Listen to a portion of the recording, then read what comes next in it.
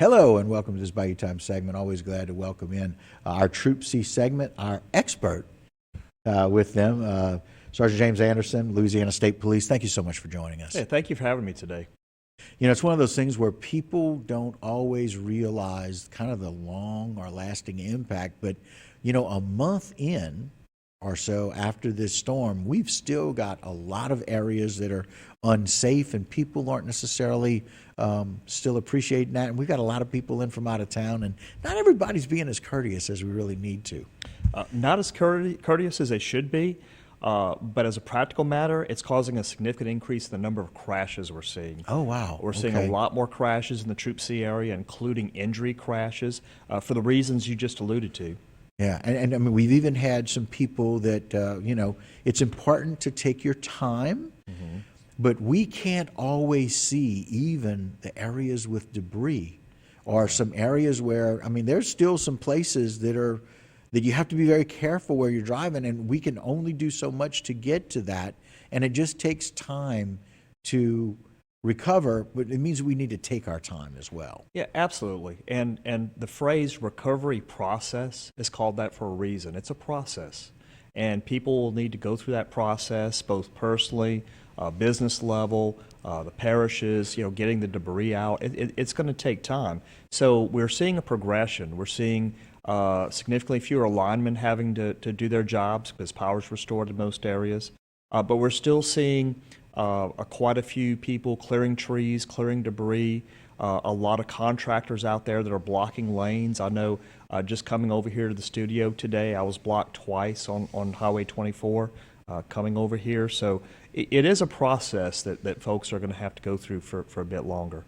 Well, and there's so many different types of debris that need to be picked up differently and separately. And I don't know that people understand that a lot of these vehicles, you know, like I love the fact that you mentioned, you know, we're not seeing as many, you know, utility vehicles, but we're certainly seeing a lot of vehicles that are trying to pick up a lot of the debris, and that's still in our roadways and can cause, you know, damage. I mean, we lost the life of a police officer not too long ago because of them hitting something.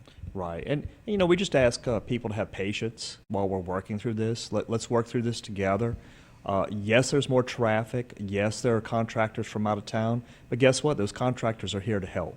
They're here to provide roofs for people that need roofs. They're here to provide work inside of homes that were significantly damaged.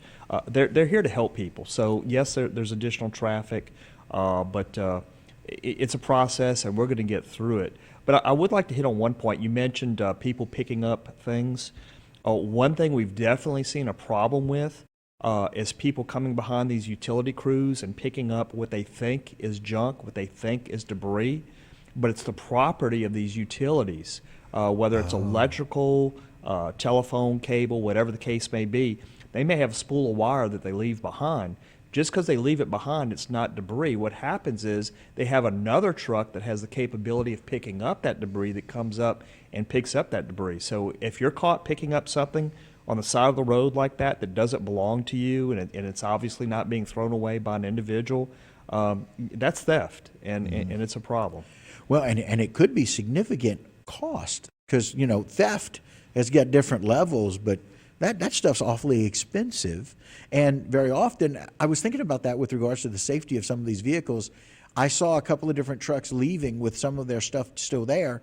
There was another truck that came about 10 or 15 minutes behind it because it had the room and the safety of putting that on their vehicle. That big spool went onto their vehicle, not the first one. Right. So, you know, there's lots of different vehicles that we're not familiar with. Right.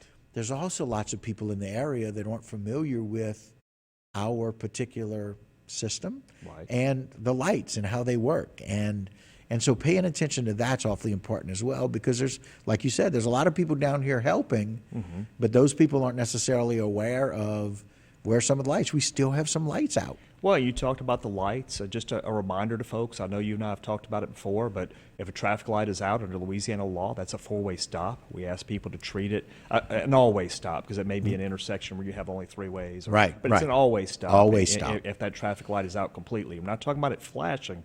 We're talking about no power to it.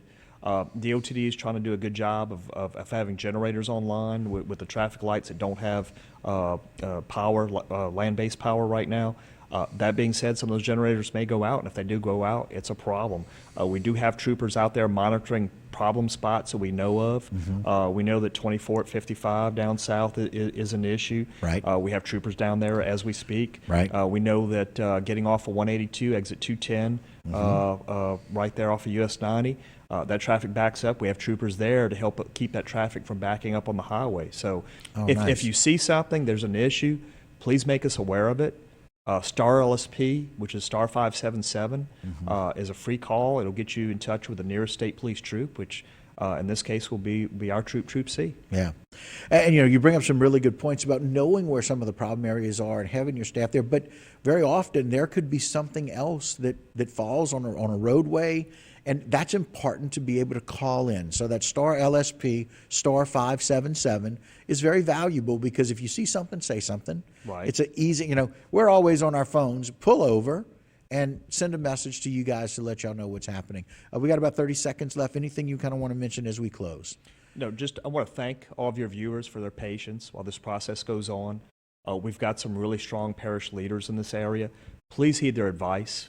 There is a detailed way to handle debris, as you alluded to earlier. Right. They're going to let you know what that progression is and what kind of debris needs to be put out when. Listen to that, and it'll make it go smoother for everyone else. I appreciate it. Sergeant James, we thank you so very much for your time and your leadership. We appreciate what all of you guys are doing on the road and keeping us safe. It's a really big deal, and we're thankful. Thank you. All right. So we appreciate you paying attention to this Troop C segment. Thank you for joining us. Don't go anywhere. A whole lot more Bayou time as we continue.